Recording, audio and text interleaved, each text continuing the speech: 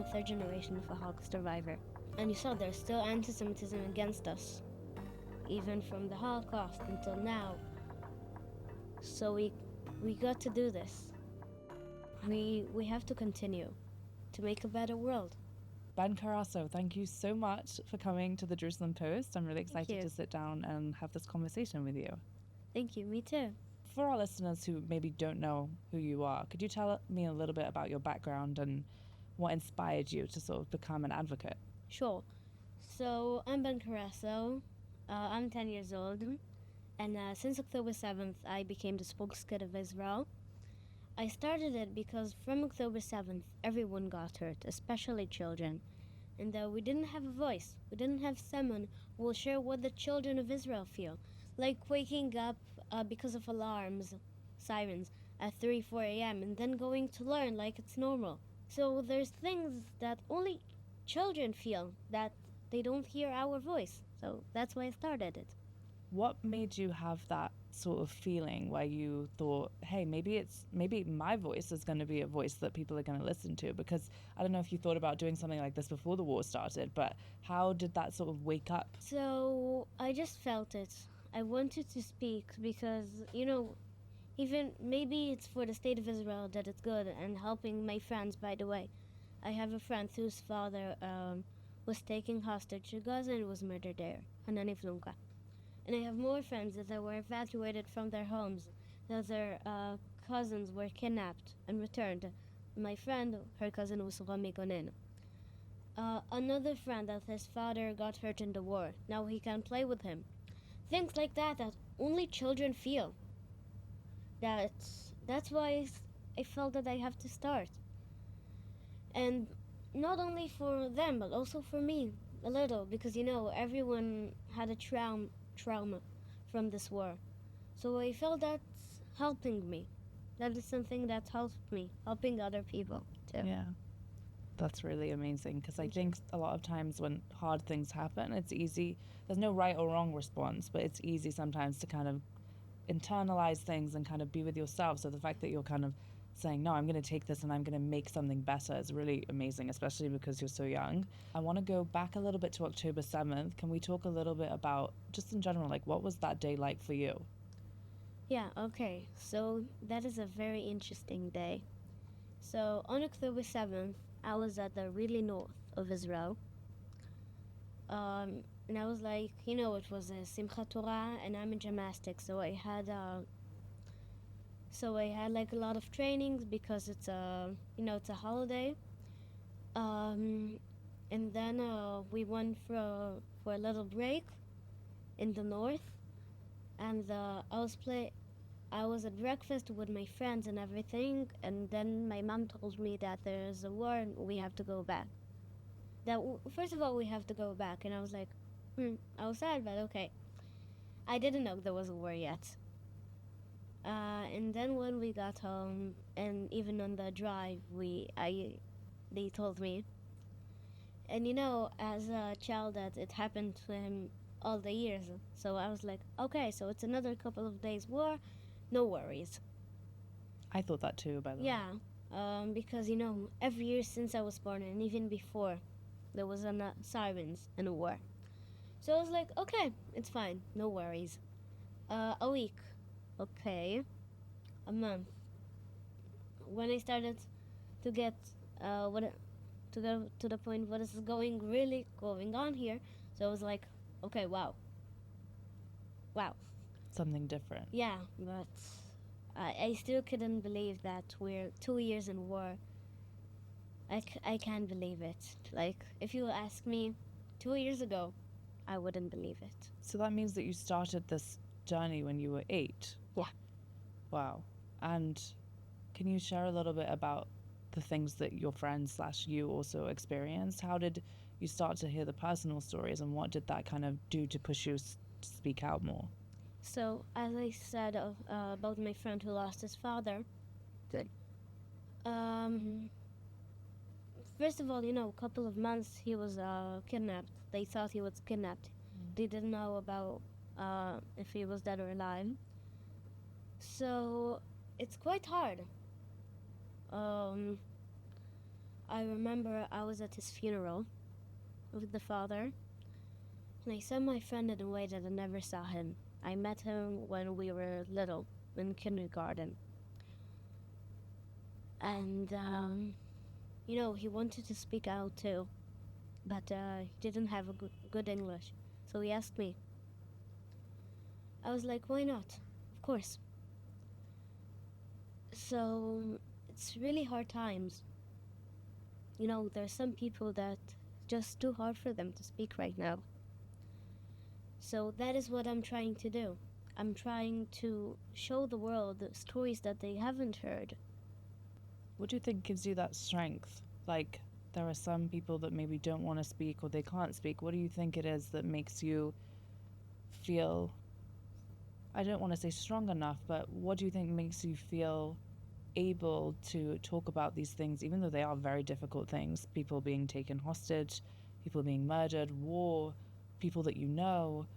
What do you think gives you that, I guess, fire to talk about these things?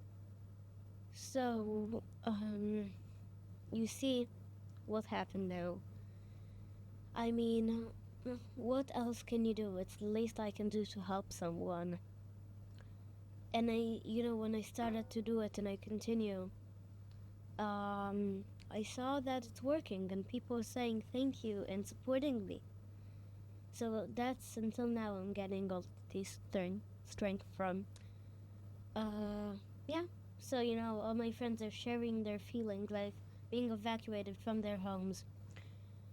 Imagine, like, celebrating birthday, but all your friends from class are separated from all over Israel because, you live in Kiryat Shmona.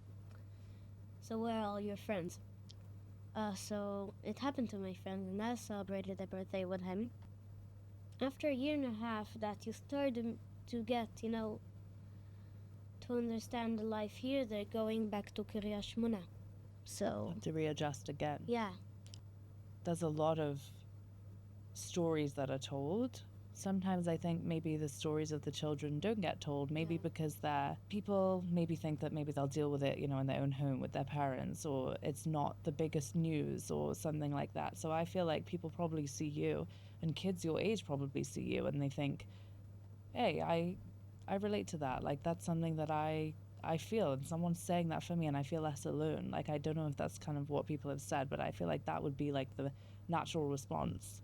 Exactly. That's what I want to do, that people will hear the voice of the children of Israel and the voice of the children of the world. I meet a lot of children from around the world, and there's a lot of anti-Semitism there.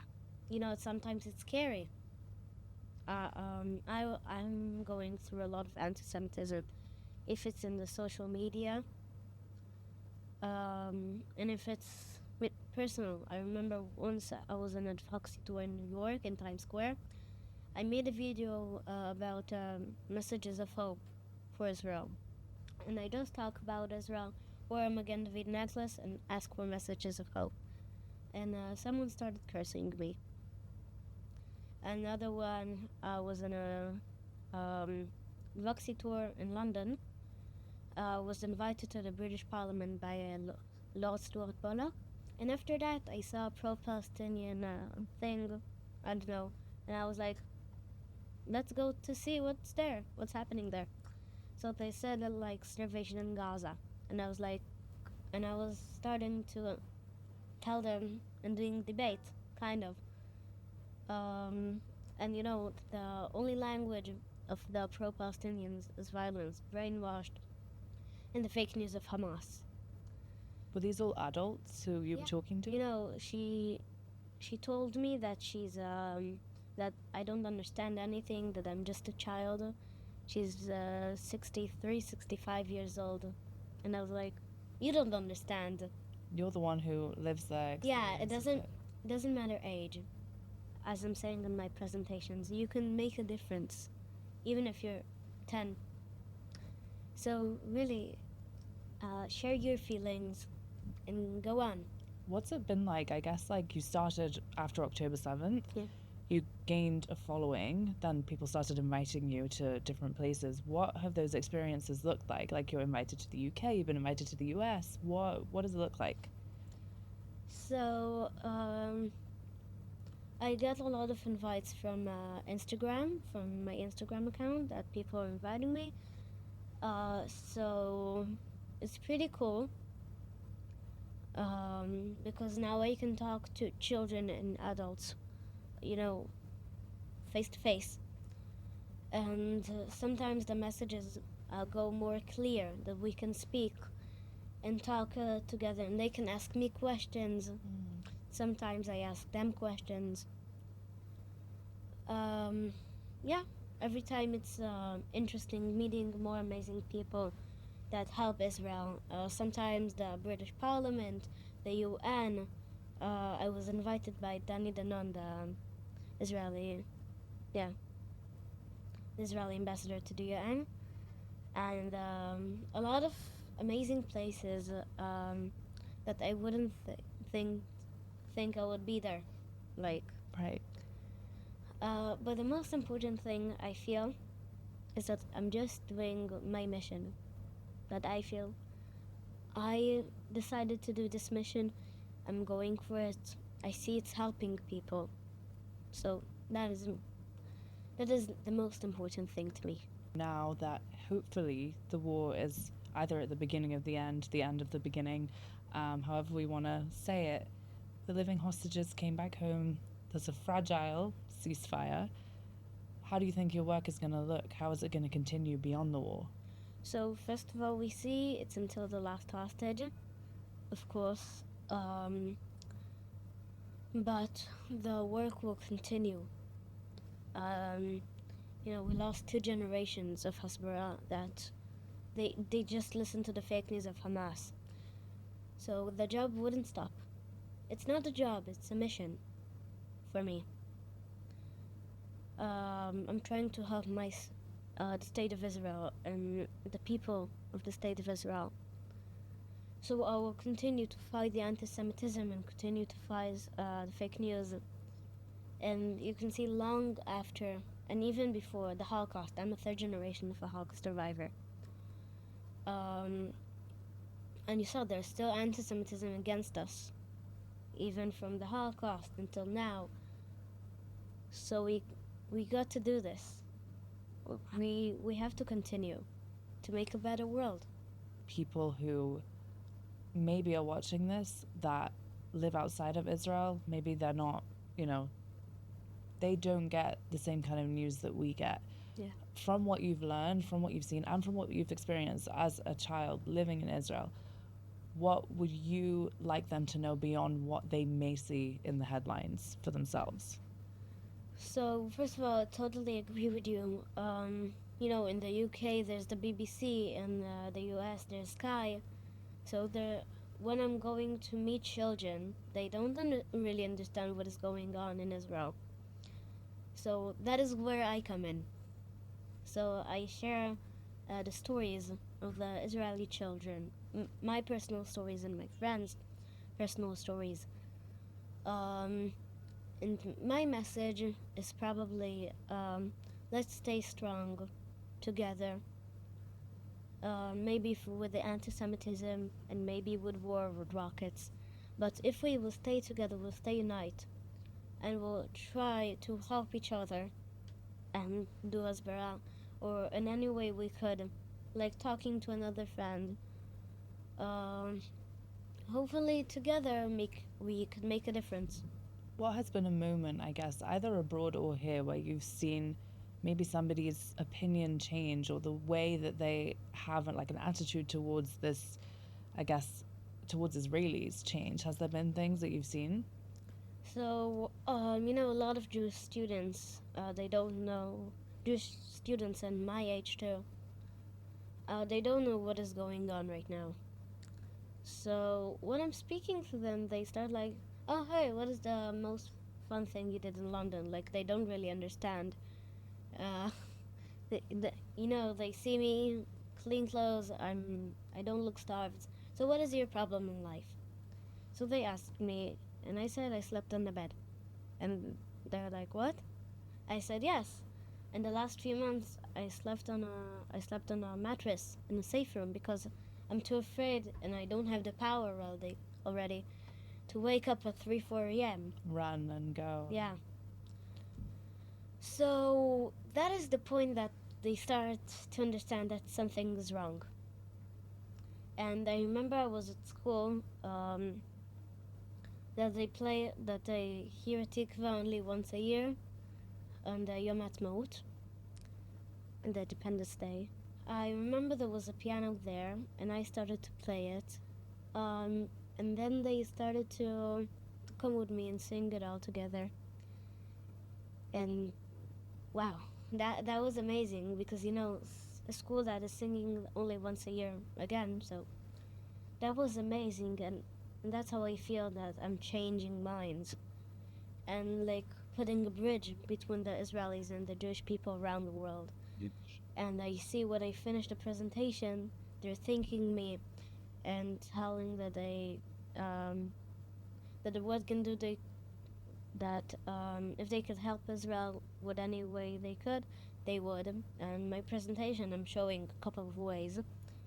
But of course, they have amazing ideas that they can help too. So yeah, speaking of Independence Day, I know that you lit the torch. yeah. I want to speak about it because I want to know what that was like for you. You're the youngest person who lit the torch, right? What was that experience like? Well, I remember that I came back from my advocacy tour in the U.S.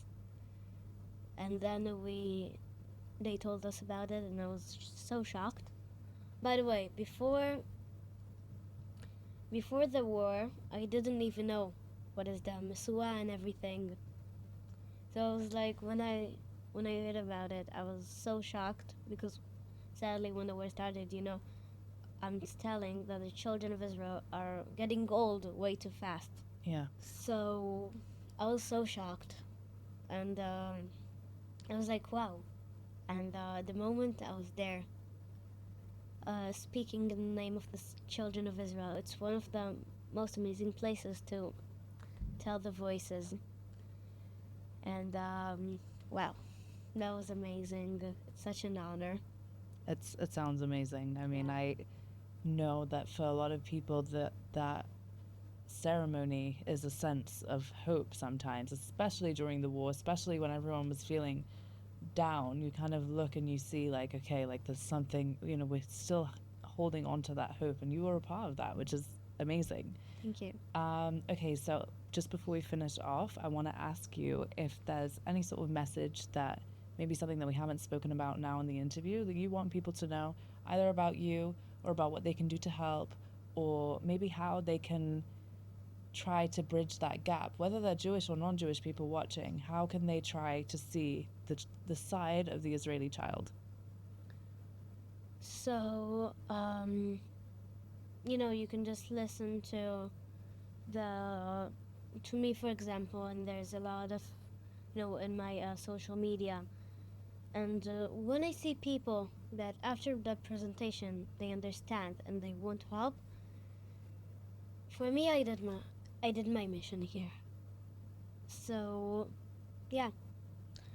I want to say that the Israeli children just want peace. We want to have peace with everyone. We want to have a normal childhood. That's all. Really. It's so important. Thank you so much for coming to speak with us, and I hope one day in the future the advocacy won't be needed, but until then I wish you so much luck in everything that you do, and I'm so grateful that you came to sit with us. Thank you so much. Thank you.